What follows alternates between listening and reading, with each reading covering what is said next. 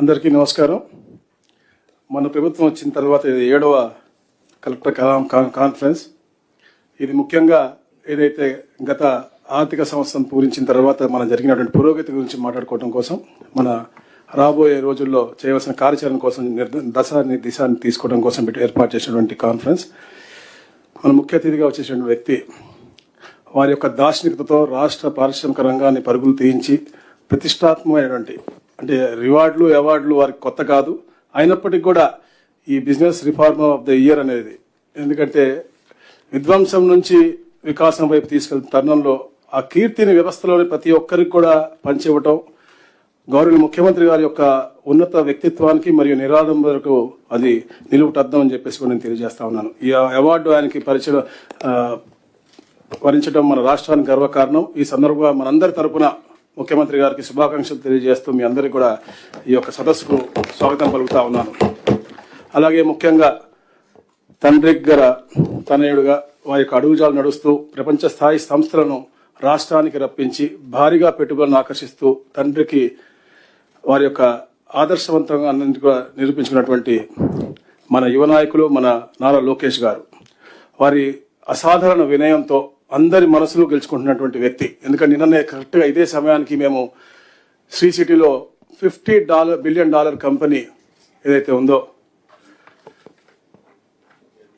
Carrier, వారి CEO Dave వచ్చారు. వారు కేవలం ఒక గ్రౌండ్ బ్రేకింగ్ కోసం వచ్చారు. కానీ ఏదైతే లోకేష్ గారు అప్రోచ్, వారు కాన్ఫిడెంట్ గా ఈ స్టేట్ గురించి చెప్పినటువంటి విషయాలు వారు గమనించి తప్పకుండా నెక్స్ట్ ఇన్వెస్ట్మెంట్ కూడా పెద్ద ఎత్తున మేము ఇక్కడే పెట్టబోతున్నామని చెప్పిన హామీ ఇచ్చారు. అంటే అది మన పరిపాలన యొక్క, ఇది మన నాయకుల యొక్క చిత్తశుద్ధం తెలియజేస్తా ఉన్నాను. అలాగే ముఖ్యంగా పల్లె ప్రగతి కోసం ఏదైతే సారథులుగా ఉన్నటువంటి ఉప ముఖ్యమంత్రి వర్యులు వారు అనారోగ్యంతో రాలేకపోయారు, వారికి కూడా ఇక్కడి నుంచే వారి కృతజ్ఞతలు తెలియజేస్తా ఉన్నాను.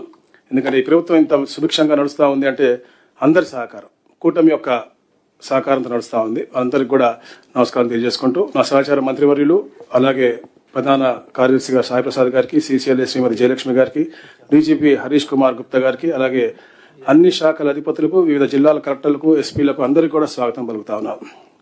మనం దగ్గర 2 సంవత్సరాలు పూర్తవుతా ఉంది. ఏదైతే గత విధ్వంసం నుంచి మనం చెప్పినట్టుగా వికాసం వైపు వస్తా ఉన్నాం, దాంట్లో భాగంగా 23 నెలల్లో దాదాపుగా 11 లక్షల కోట్ల రూపాయల పెట్టుబడులు, అలాగే 10 లక్షల ఉద్యోగ అవకాశాలు కల్పిస్తాను. అంటే ఇదంతగా సమిష్టిగా మనందరం కూడా కృషి చేసినటువంటి విషయానికి మనం గుర్తు చేస్తా ఉన్నాను. ఎన్ని ఆర్థిక ఇబ్బందులు ఉన్నప్పటికీ కూడా అన్ని పథకాలు కూడా క్షేత్రస్థాయిలో మనందరం కూడా కలిసికట్టుగా అమలు చేస్తాను. అలాగే సంక్షేమాన్ని కూడా ప్రజల అంగిట్లోకి మనం తీసుకెళ్తున్న పరిస్థితి. అలాగే రెవెన్యూ శాఖలో ఎన్నో సంస్కరణలు తీసుకొస్తా ఉన్నాం. భూ రికార్డులన్నీ కూడా తారుమారు చేయడానికి ఎటువంటి ఆస్కారం లేకుండా ప్రతి దశలోనూ భూ యజమానికి EKYC సదుపాయం కల్పిస్తా ఉన్నాం. పట్టా భూములు, అలాగే 1B అడంగళ్ళు ఆన్లైన్లో భూ యజమానులే సొంతంగా లాక్ చేసుకునే విధంగా సంస్కరణ తీసుకొచ్చాం. వీరి అనుమతి లేకుండా ఏ అధికారి కూడా మ్యూటేషన్లు చేసే విధంగా కానీ, రిజిస్ట్రేషన్ చేసే విధంగా కానీ ఎక్కడ కూడా అవకాశం లేకుండా ఏదన్నా జరిగితే వారికి మెసేజ్ రూపాన వెళ్లే విధంగా ఈ కార్యక్రమాన్ని చేస్తా ఉన్నాం.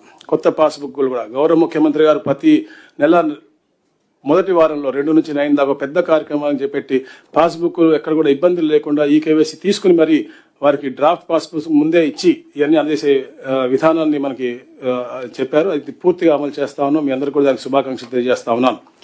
పేదలకు అసైన్ చేసిన ఇళ్ల పట్టాలు గతంలో